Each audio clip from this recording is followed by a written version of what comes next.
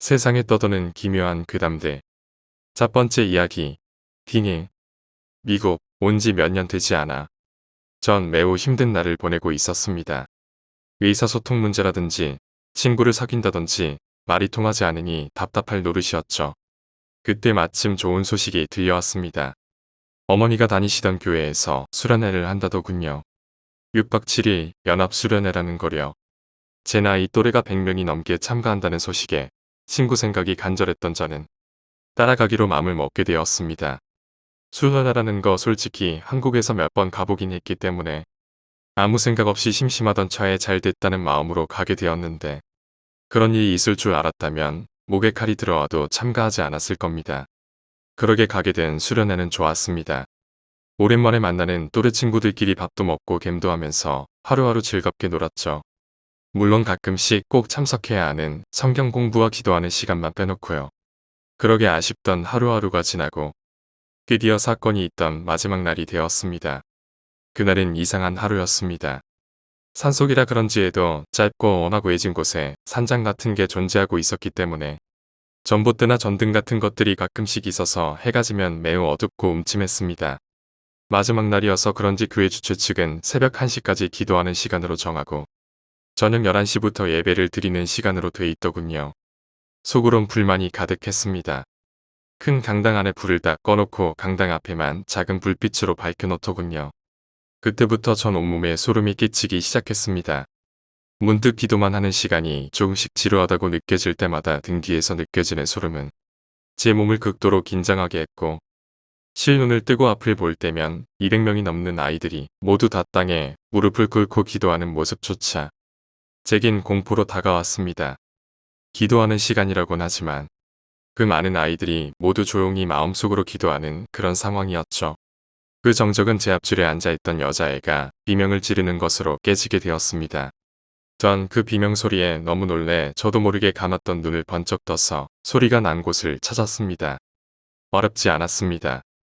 제 앞에는 친하진 않았지만 몇 번 인사하고 지내던 동갑내기 여자애가 혼자 일어서 있더군요.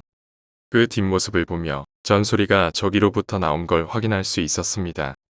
저와 같은 생각을 가졌던 애들이 몇 명이 있었던지 곧 웅성웅성하던 소리가 나며 아이들은 동요하기 시작했습니다. 네, 무서웠습니다. 그냥 조용히 서 있는 그 여자를 보면 왠지 모르지만 큰일 날 것 같은 그런 기분. 그때까지 불안했던 이유가 다 저것 때문에 그랬다고 생각이 들었죠. 그 비명 이후 2분도 지나지 않았지만 전 극심한 공포를 느꼈습니다. 그리고 그 여자의 몸을 돌리고 있었습니다. 조금씩 여자의 몸이 돌 때마다 제 심장은 더 빠르게 뛰기 시작했습니다. 그렇게 그 여자아이가 몸을 끝까지 저를 향해 돌렸을 때 전 기절하지 않는 제 자신을 원망했습니다. 눈이 돌아가 있더군요.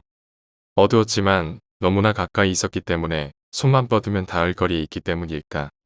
눈이 마주쳤을 때 눈을 감지도 못하고 그대로 무릎 꿇고 있던 제 다리는 부러져 버렸습니다. 흰자만 보이는 그 두 눈을 마주 보았을 때 전 그게 이 세상 존재가 아닌 걸 느꼈습니다. 입술은 살짝 벌어져서 웃고 있다는 느낌을 받았습니다. 소름 끼치더군요. 온몸에 털이 곤두선 듯 전 곧 패닉 상태에 빠졌습니다. 갑자기 웃기 시작하더군요. 허연 흰자만 드러낸 채 미친 사람처럼 웃기 시작했습니다. 그때 강당 위에서 기도하시던 목사님이 뛰어내려오시며 청년들을 불러 모으셨습니다. 주위에 계시던 장로님들도 몇 분 다가오셨습니다. 목사님은 청년들에게 명령을 내리더군요. 애들 모두 다 내보내라고.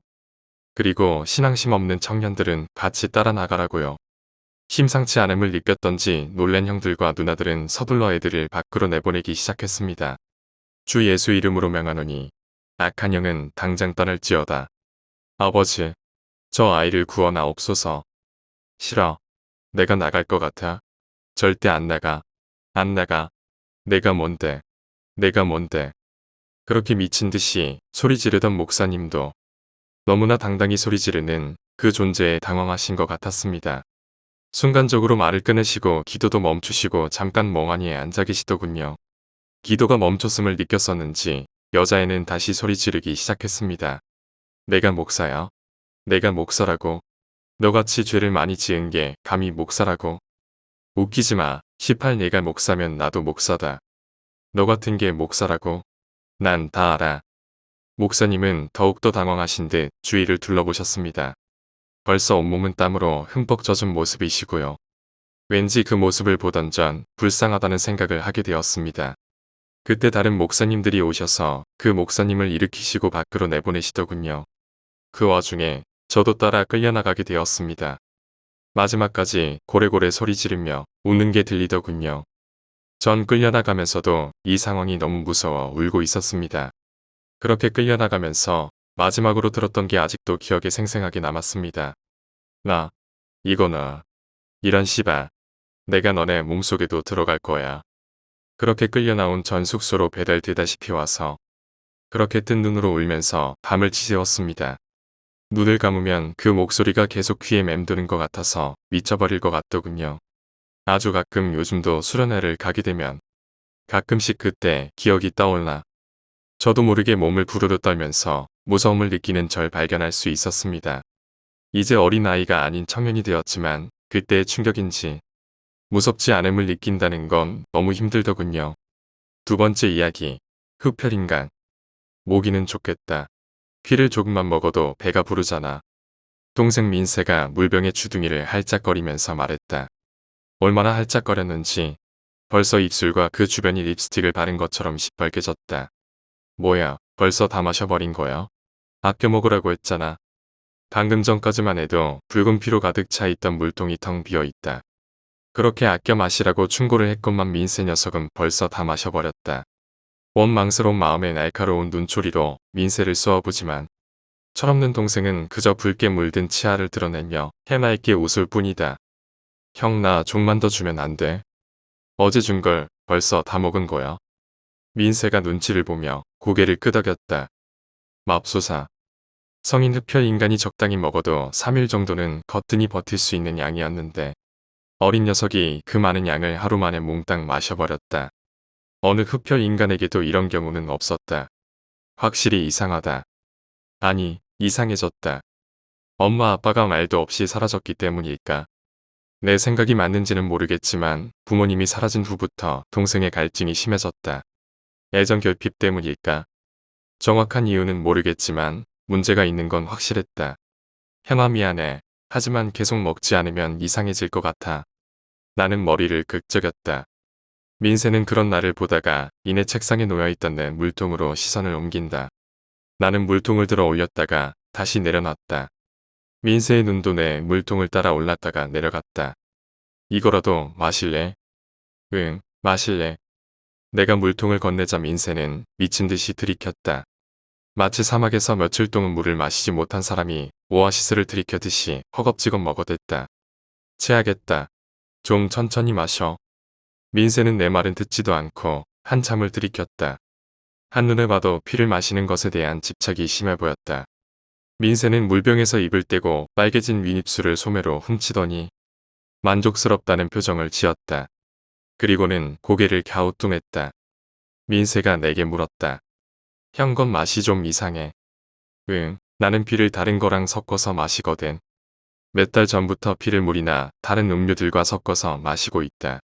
민세가 피를 너무 많이 먹는 덕분에 본의 아니게 내가 절약하고 있는 노릇이었다. 처음에는 맛이 별로였지만 지금은 적응이 돼서 괜찮아졌다. 나는 그냥 피만 먹는 게 맛있는 것 같아. 형은 좀 특이하네. 어린 동생이 그 사실을 알 리가 만무했다. 나도 모르게 한숨이 나왔다. 앞으로 더 많이 먹을 텐데. 피를 많이 먹는 동생을 어떻게 감당해야 할지 답이 나오지 않는다. 사라진 엄마 아빠도 연락이 되지 않고 돌아오실 기미조차 보이지 않는다. 경제적으로나 정신적으로나 너무나 힘들었다. 환혈차라도 털어버릴까? 무심코 뱉은 말에 종수의 표정이 일그러졌다. 그 정도야? 그 정도로 피가 부족해? 종수는 나와 내 동생을 정체를 알고 있는 유일한 친구였기 때문에 이런 말을 쉽게 꺼낼 수가 있었다. 그만큼 종수와 나는 편한 사이고 친하다. 정도가 심해도 너무 심해. 도저히 감당이 안 돼. 예전에 아빠가 구해놓은 피는 거의 다 마셨어. 앞으로가 문제야. 나는 어디서 피를 구해야 하는지도 몰라. 엄마 아빠만 있었어도 이런 걱정은 안 하는데. 아직도 연락이 없나 보구나. 응, 그것도 걱정이고 동생도 걱정이야. 걱정거리가 태산이야. 나는 복잡한 심정에 머리를 쥐어뜯으며 말했다. 민준이, 너는 괜찮아? 피 먹는 양도 줄였다며 피 먹고 싶지 않아? 글쎄 요즘엔 별로 먹고 싶은 생각이 없는데 몸에도 별로 이상 없고 피를 섭취하는 양을 줄여도 몸에는 별로 이상이 없었다. 양을 처음 줄이기 시작할 때나 갈증을 느꼈지 지금은 괜찮아졌다. 내 생각에 금혈이 인간의 금연보다 쉬운 것 같다. 근데 내 동생은 왜 그러냐? 이러다가 내 동생 다른 사람들 피를 빨아먹는 거 아냐? 막 괴물처럼 이상하게 변해가지고. 영화는 그만 찍자. 종수양. 종수의 말은 영화에서나 가능한 이야기다. 우리 흡혈인간들은 굳이 인간의 피만을 고집해서 먹을 필요가 없다. 동물의 피를 마셔도 전혀 지장 없다. 그리고 우리는 변신 같은 거 할 줄 모른다. 인간을 압도하는 무지막지한 괴력도 신비한 마력도 없다. 내가 지금 이 자리에서 종수를 물어도 종수는 흡혈인간이 되지 않는다. 그저 종수의 목에 이빨 자국이 생기고 나만 미친놈 취급받을 뿐이다. 그렇다. 앞서 말한 모든 것들은 모두 영화나 소설 속에서나 볼 수 없구다. 실제 흡혈인간은 매일 일정량의 피를 섭취해야 할 뿐이지. 그 외에는 인간과 다를 바가 없다. 그러고 보면 인간들의 상상은 참 풍부한 것 같다. 그들은 우리들에게 짐승같이 날카로운 송곳니와 박쥐의 날개를 달아줬다. 몸에 좋은 마늘도 못 먹게 하고 십자가를 이용해 종교의 자유도 빼앗아갔다. 참고로 나는 밥을 먹을 때 은수저를 쓴다. 어쨌든 그런 인간들의 공포를 자극시키는 상상 때문에 괜히 흡혈 인간들만 이렇게 조용히 살아가고 있다. 그나저나 정말로 피가 다 떨어졌을 때는 어떻게 하냐? 산에 가서 사냥이라도 해야 되는 거 아냐? 피를 안 먹으면 어떻게 되는지는 알고 있어? 그건 나도 몰라. 우리 흡혈인간에게 있어서 금혈은 금기사항이거든. 피에 대한 갈증은 꼭 해소해줘야 한다고 들었어. 실제로도 그렇게 해야만 하고. 그럼 너는? 조금 먹는데도 아무 문제 없잖아. 개인차겠지 뭐. 나도 피는 섭취하고 있잖아. 본의 아니게 양을 줄여서 그렇지. 너도 참 힘들겠다. 내가 뭐 도와줄 건 없어. 나중에 사냥해야 할 경우가 생기면 꼭 도와줘라. 응, 알았어. 내가 꼭 도와줄게. 고맙다. 종수가 눈을 크게 뜨고 고개를 끄덕인다. 그 모습이 그다지 신뢰가 가지는 않지만 그래도 이렇게 고민을 털어놓으니 마음이 한결 가벼워졌다. 일이 터졌다. 집에 돌아와 보니 지하실 창고에 있던 드럼통이 싹 비워져 있다. 그나마 남아있던 피가 단 한 방울도 남지 않고 어디론가 증발해버렸다. 일주일 정도는 버틸 수 있는 양이었는데 감쪽같이 사라졌다. 나는 당장에 계단을 성큼성큼 올라가며 민세를 불렀다. 야, 김민세, 이리 와봐. 왜?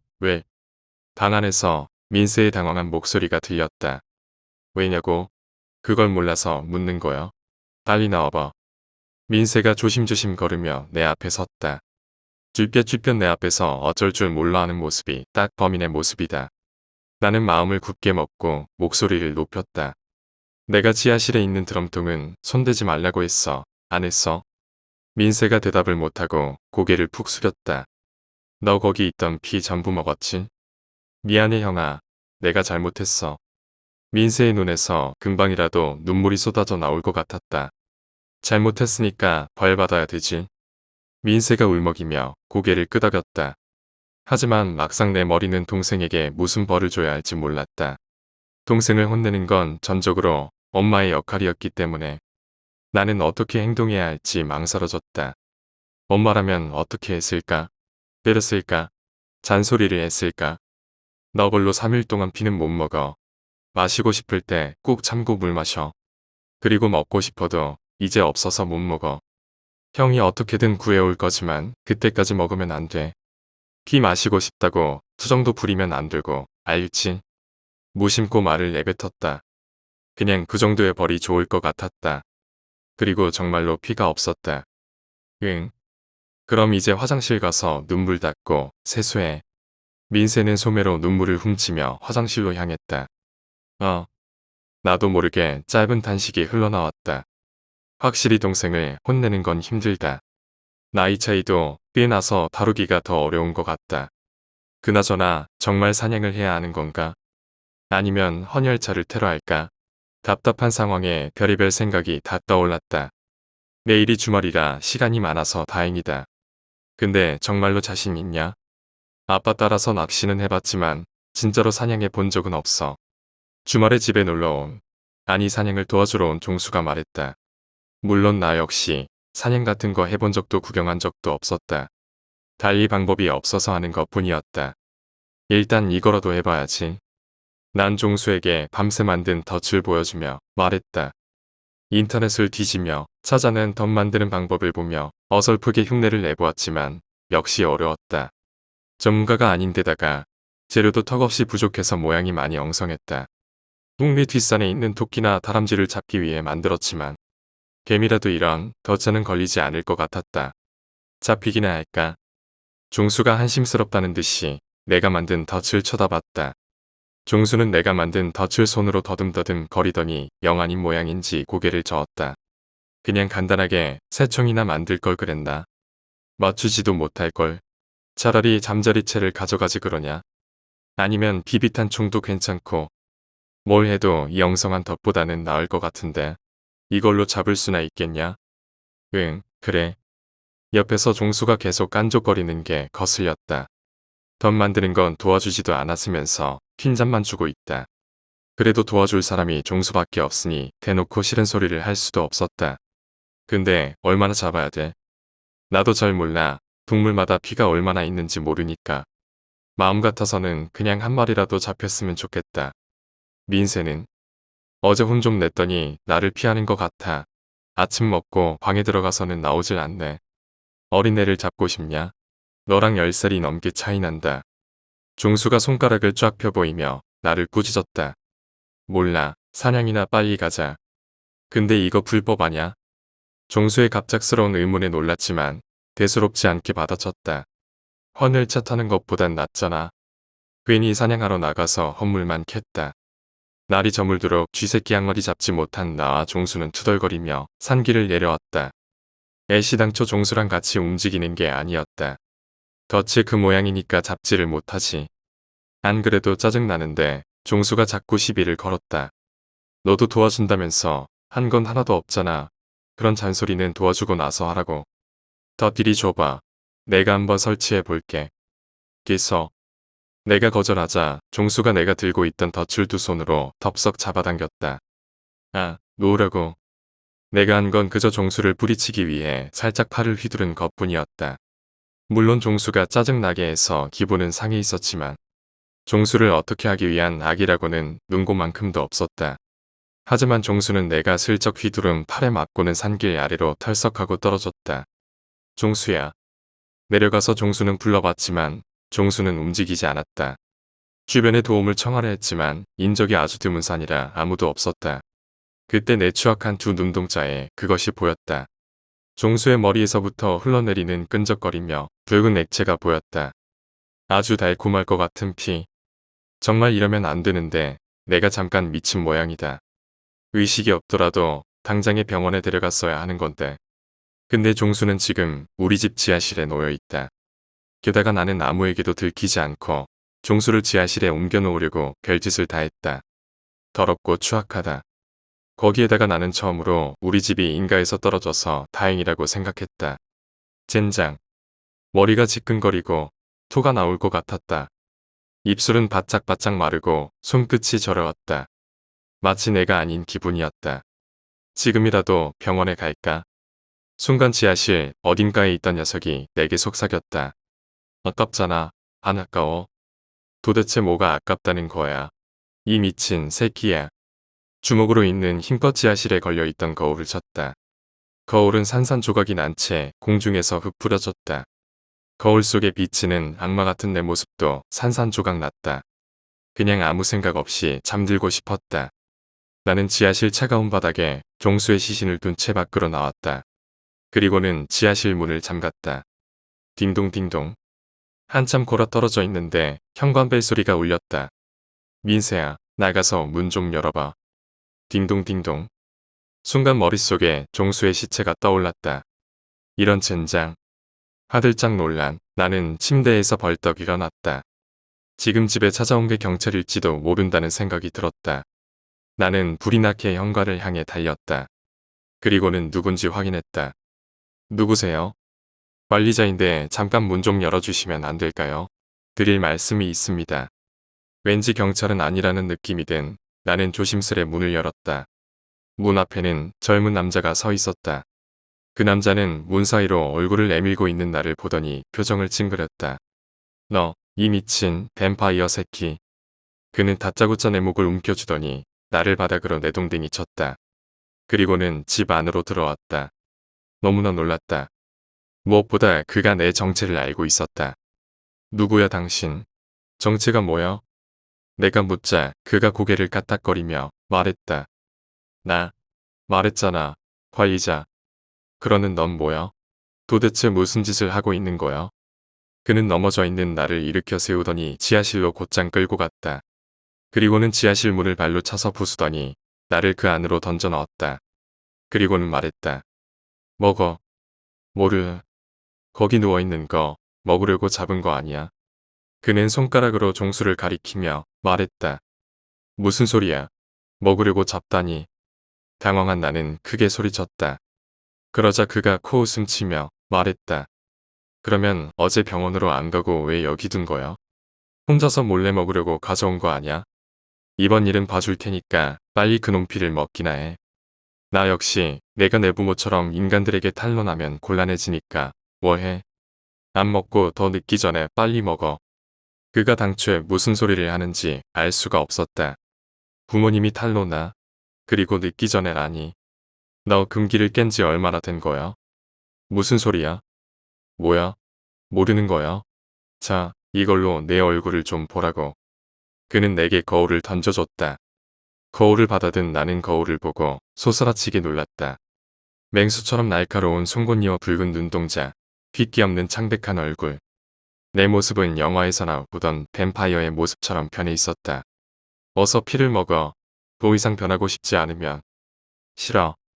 그러면 내가 먹여주시. 그는 품에서 칼을 꺼내 종수의 복부를 뜯어냈다. 그러자 피가 꼴럭꼴럭 나왔다. 그는 그런 피를 한 주먹 쥐더니 내 입에 억지로 밀어넣었다. 온몸에서 짜릿한 전율이 흘렀다.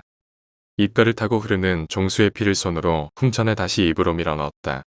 전에는 느끼지 못했던 환상적인 맛이었다. 오, 회복이 빠른 체질인가 보네. 효과가 바로 나타나는군. 그가 내 모습을 보며 중얼거렸다. 다시 거울을 보자 조금씩 내 모습이 다시 인간처럼 변하고 있었다. 이제 알겠지? 뱀파이어들이 피를 먹는 이유. 인간처럼 살기 위해 먹을 수밖에 없는 거야. 안 먹으면 변해버리거든. 정신도 육체도. 그나저나 이 시체는 내가. 그가 말을 하던 중에 갑자기 비명을 내지르며 쓰러졌다. 그의 뒤에서 무언가가 그의 복부를 관통해 튀어나와 있었다. 손이었는데 인간의 손으로 보이지 않았다. 그가 무릎을 꿇고 불썩 쓰러지고 그의 뒤에 있던 것의 정체가 드러났다. 그것은 정말 괴물이라는 표현이 딱 맞는 생명체였다. 순간 그 괴물이 겁에 질린 나를 보며 중얼거렸다. 형, 혼자 뭐 먹고 있어?